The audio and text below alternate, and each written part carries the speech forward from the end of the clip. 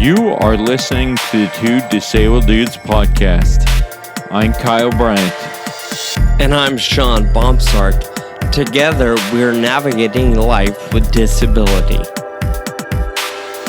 All right, here we are. Welcome back. And of course, Happy New Year. Yeah, 2018, Sean. I didn't know if you were going to show up today. I mean, it's a new year. It's an opportunity to, start over and... Why wouldn't I show up? I'm like the star of the show. Maybe I was hoping you wouldn't show up. Anyway, here we are, episode 32. We're ready for another year. Yeah, baby. So this episode features all four dudes that make this show possible. It's not just me and Sean, so we're really excited to feature Matt and Jake on the show. Whoa, hold up. Sorry, I do mean to cut you off, but I feel like you're trying to get right into the meat of the episode, and I have a story I want to share, and I told you I have a story I want to share. Well, I think I was just trying to save myself, I guess, right? Well, I got a story, and our listeners deserve to hear this. All right. Friends, family, listeners, last episode, 0 through 1, we kind of highlighted different things that have happened throughout the year, and several of our interviewees and our friends that came on the show, they all mentioned this taxi experience that Kyle had in DC. Going way back to episode number 1, Kyle talked about his little experience about getting in a taxi, and then, of course, the taxi dropping him off in the wrong location. In the rain gutter on my butt with my wheelchair taken apart, yeah. Well, I know what you're thinking. Oh, poor Kyle, right? And I've been thinking the same thing up until about a month ago. Kyle and I met in Denver recently. We got to hang out, spend a couple days together with a couple friends and to catch up with each other and kind of, work on things for the podcast. Well, Kyle was in charge of getting us an Uber from the airport, because we both arrived about the same time. Uber from the airport to the house we were staying in. So Kyle's in charge. Easy, no big deal. Right? And we got there, right? Hold on. A to B. I mean, that's how it works. We got there, but to go back to Kyle's DC experience, he told the taxi driver to go to X, and the taxi driver went to X, and X was not right. Well, same thing happened with the Uber just last month. Kyle types in the address, tells the guy where to go, and we are not in the right place. It turns out there is a vast difference between 3rd Street and 3rd Avenue. And, of course, in our case, a difference between Main Street and South Main Street. And that's a really stupid difference if you ask me. But it's a legitimate difference. So Kyle told the Uber driver to take us to, 123 Race Street, but the address was actually 123 South Race, which was, I believe, 2.3 miles away. Yeah, so we almost sent Sean to go knock on this door at 10 at night, but he's like, wait a minute, let's take a second look at this address. So yeah, sure enough, we were in the wrong spot, and it was all Kyle's fault. So I think that DC experience, although the guy was rude and not helpful with your chair, I think you ending up in the wrong spot is your fault. Well, it seems to be a common theme, but we got there in the end, and nobody got hurt, and we didn't have to walk 1.5 miles. So, okay. So now I think we're ready to get into the meat of the episode. A few months ago, actually, no, I'm sorry, I'm way wrong. Just a couple of weeks ago, Kyle and I were able to get on the phone with Jake Tompkins and Matt LaFleur. Yeah, that's a tough one, man. Jake and Matt are the other two guys that help us produce our bi-weekly show, or this show itself. So we wanted to have them on the show to kick off our new year and really talk about what what brings them to the table, why they're involved, and of course why the four of us together are committed to making this show work. So, Kyle, unless you have anything else, let's jump right into that conversation. Let's do it. All right, now on the phone we have with us the two guys that really make this happen. We've got our audio engineer, Jake Tompkins, who edits all of this down and takes out all the terrible stuff that Sean says. And then we've got Matt LaFleur, who writes for the blog, for the posts that we post with the podcast on our website. So he makes us sound good and look good to all of you guys. So, Jake, welcome to the show. Hey guys, what a weird change of roles to be on the program and editing it. Yeah, dude. Yeah, so you can edit to your heart's content all of your stuff. Sounds great. All right, and Matt LaFleur, welcome to the show. Yo, what's up, Kyle? Thanks for having me. Yeah. Oh, and what? I don't get it. What's up? What's up, Sean? I'm sorry, dude. Wow. You're awesome. Wow. Okay, You're awesome, too. I see who's on Team Kyle. Team Kyle. Screw that. This is interesting. All right. So You're special.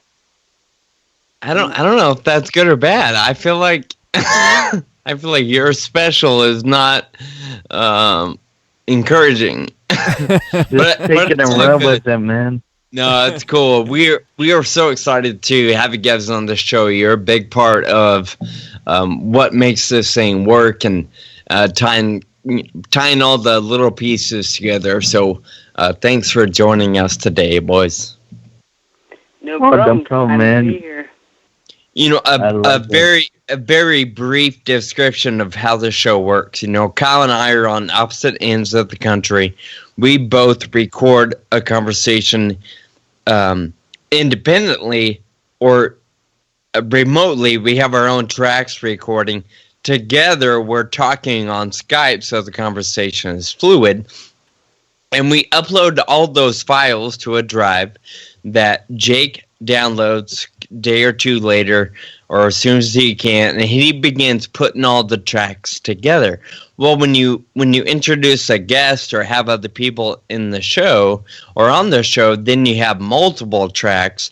So that's where it takes a little bit of time for Jake, and he talks about it being a very tedious process, and not a lot of people have that kind of time or ability. We're thankful that we do have Jake on the team who puts all those files together, and then he puts it back on the drive, and that's where we begin, Kyle and I, listening to it over and over and over to piece it together, cut out stuff we don't like, maybe realize where we messed up or where we left a key detail out, and so we got to re-record a little bit, and it goes back and forth for several days or several different edits, and then finally Matt listens to the more final piece, and he drafts up some notes, and then of course, boom, the final piece goes on the website and iTunes and all those other platforms, and that's what the listener is hearing. So really, every single episode,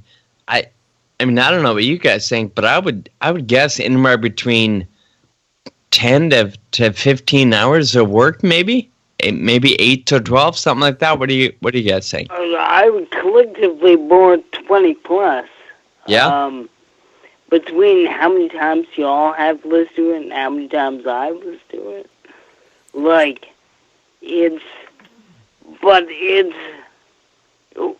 didn't know what we were doing when we started. No, we still don't. That process was blank in the beginning. Yeah. Yeah, exactly. Everything was blank. Real quick, I wanted to point out, Sean, that Jake's estimate of time was a lot more than yours. So, you think it takes 15 hours. Jake's like, no, I'm sorry, dude. I guess, and which is fair because he's really doing the most tedious part of it. Like he's got the tough job for sure. Yeah. And I think one thing to note, it's funny to me, about this time last year or even 14, 15 months ago, we were desperately trying to figure out how are we going to record when we're in different regions. We're not even in the same city. How are we going to record a conversation on the regular?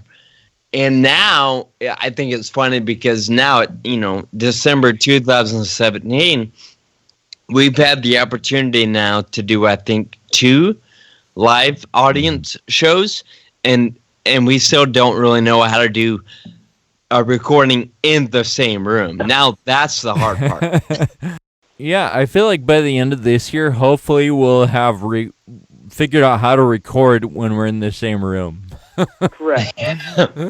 So we just wanted to have you guys introduce yourselves. So maybe we'll go one at a time. Jake, do you want to take the floor? My name is Jake Tompkins. I'm from upstate New York. I own a recording studio called OHM Recordings. I was diagnosed with Friedreich's ataxia in 2004. And before that, I used to play bass in a touring band. So I kind of switched gears from playing live music into learning how to record music. Thus leads us to today. Nice. So who was your most recent client at your recording studio? I recently did a reggae band, but they were like a 8 or 9 piece. They had horns, they had an organ player, they had a drummer. It was pretty intense, man. Wow, that's cool. So That's cool. how does that work? Do you do them you do each piece one at a time, or does the whole band get in there? When it comes to recording, what we do is we do the drums with the scratch guitar track, like they just play guitar to make the drummer key beat, and once the drums get perfect, everything else stacks on top like Legos. So we do it individually. We'll do like the guitar track, then we'll do the organ track, and then the bass track, and then the horns. The Nice. vocals generally are a separate day, sometimes in a separate studio. All right, Matt, how about you? Who is Matt LaFleur? Who am I? My name is Matt LaFleur. I'm 32. I just had a birthday in southern Louisiana. I have a background in English and in counseling. And funny story, Sean texted me and asked me if I'd help with the podcast. And I thought he was asking me to be interviewed on it. So I was really excited, getting ready for that, thinking, what could I say? What do I have to say? But the offer was to be a part of the writing team and to be on your staff. So it was flattering in a whole new way.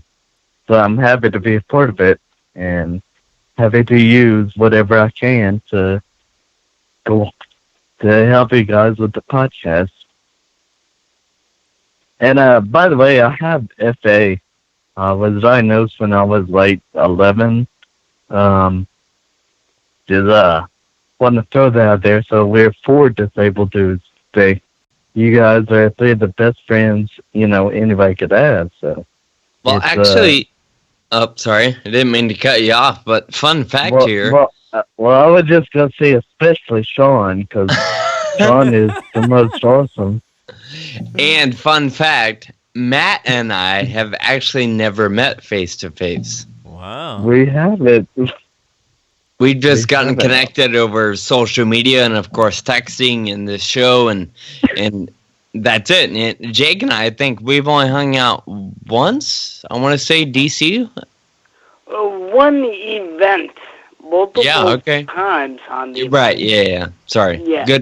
Good way to put it. One event, couple days in DC. So I'm looking forward to the day I actually get to hang out with Matt. Well, and actually, I think we're all going to be together in Washington, D.C. again for Rare Disease Week. On episode 7 of this podcast, we interviewed a guy named Max Bronstein from the Every Life Foundation, and they do a lot of work in Washington, D.C., and all over in the rare disease community, and they put on a thing in Washington, D.C. where they invite all rare disease advocates from all over the country to come out and learn about advocacy and how they can make a difference in Washington. And we all collaborate too and learn about other different organizations and what everyone's doing together. So it's going to be an incredible time, and we are really grateful to the Every Life Foundation, all the partners that are coming out. Also, why are we all going to be there? So, thank you for asking that, Sean, because we are all going to be there partly to partake in the incredible event, but also the Ataxian, the film that Sean and I are in that brought us pretty close over the years, is playing. So every year at Rare Disease Week, they feature a rare disease documentary about one of the communities, and this year they chose the Ataxian, our documentary. So it's going to be playing on February 25th, I believe, at 6 p.m. and in Washington, D.C., and so we're all going to go there and do that. And then for the Q&A session of that screening, we're going to record a live podcast, so that'll be pretty neat, and you can look forward to seeing that on our podcast. So yeah, like Kyle said, it's just there are several different reasons why we're there. We're honored to be a part in that film segment and do a Q&A and really be involved in all the different events going on over the few days in Washington, D.C. and meet people and just come together as a rare disease community and find ways to help move the needle forward for all of us. So we're certainly looking forward to that. And one thing I'm looking forward to that I've never done is meeting with our congressmen and the heads of D.C. You know, we've never done that as a rare disease community. I've never done that. So I think that'll be powerful. As part of Rare Disease Week, they organize a lobby day where you get the opportunity to meet with your specific congressman for where you live, and talk to him about the issues that are important, or her, talk to him or her about the issues that are important to you. So that's a really cool thing. Yeah, can't wait for that. Hey, I have a question for both of y'all, Sean and Kyle, too. Do y'all mind listening to your voices? Because I know for me, I can't stand to hear my voice, but apparently you'll have to listen to hours and hours of yourself talking. So how do you cope with that? Or is it a big deal for you? You know, I'll go first. I've come to a point where I'm okay listening to my voice. I can't stand listening to Kyle. Oh, man. That's fair. I think I have too. You know, I think I see it really objectively. Like, there's a purpose for what we're doing, and it's not to, like, satisfy my need to, like, hear my own voice. Maybe it is. Yeah. Hey, I have a question for y'all, all three of y'all, actually. What is y'all favorite moment of the podcast? When everybody signed off on the music and, like, everything started going last year, that was pretty much my favorite moment. Like, when it was officially, like, kicking off, we were going to do it. I think we started a month and a half before the first episode released, of, like, constant trial and error and trying to get it right, doing things. it wasn't magic. It took some work, but we got it together. That was probably my favorite moment when everybody signed off on it. Nice. Yeah, you know what? I think my favorite is along those lines around that time. You know, we released the first episode, which we freaking recorded 3 different times because we weren't sure about it. Whatever. We wanted to improve this, that, whatever. I think my favorite moment, though, was getting the first piece of positive feedback and realizing, like, I almost feel like I held my breath when, from the moment it posted to the moment we got that first bit of positive feedback, because I was like, are people even gonna listen? Do they even think this is worth their time, you know? So, Right. and it continues to this day. Like, that's one of the best things, is getting feedback and realizing that, you know, we're actually doing something worthwhile. Kyle was telling me a story of how he got on the phone with somebody who was talking to him about the film and doing a live recording and doing different stuff. And she went on to say something along the lines of, hey, I've heard so much about your podcast. I've never listened to it, but I know a lot of people who have, and they say it's awesome. And to hear that from somebody that was probably really far removed from the podcast community or the FA community or whatever it might be, to have that sort of sentiment, like, that was cool to know other people are talking so highly of it, that it's having an influence on people outside of our listener base, if that makes sense. Yeah. Yeah, I absolutely. agree. I like that one. Nice. That's Matt, so great. what about you? Well, you know me, I'm a content guy, so my 2 favorite moments of the content of the podcast would be when you interviewed Dr. David Feigenbaum. That was in episode 19. And he said he talked about how he learned from his mom that you can't just wait around for your silver linings. You have to make your own silver linings. That really stood out to me. I love that. My second thing is episode 022. It was the episode with Dr. Dan Gottlieb. That was my favorite episode entirely because his whole assessment, his whole statement was finding meaning with whatever you're given in life, with whatever position you find yourself in. Be that in his case, he became paraplegic as an adult, and he still finds that he could have a meaning in his life. And I think that echoes strongly within our own lives, being faced with F.A. Friedrichs, being firsthand witness to our bodies not reacting the way we think they should. And also, just in general, for anybody facing any type of disability, you can think, what can I do now, or why me? And he really focuses on the fact that you yourself are powerful. You can do it. Cool. Well, what else, Kyle? Before we end the conversation, I just wanted to say that Sean and I, had no idea what we're doing. Now we have a little more idea, and we've brainstormed and written a few things down. But our goal in 2017 was to get to 26 episodes and to not hate each other by the time we get there.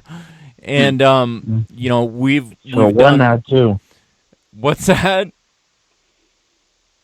So 1 out of 2 goals. Yeah. So 1 out of 2 ain't bad. No, but we've gotten to 31 episodes this year, and we literally could not have done it without you guys. And so I'm grateful for the two of you and for this team, I guess, and just what we're all doing together. I will appreciate that, man. Looking forward to another year.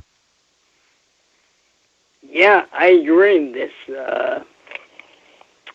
it definitely. I thought joining the ambassador program with Farrah would be enough to satisfy my need for advocacy and giving back. But this podcast really takes a cake because it keeps me occupied for so many hours a week. When I look back on it, it's like, what am I doing it for? Good reasons or bad reasons? And I'm like, you know what?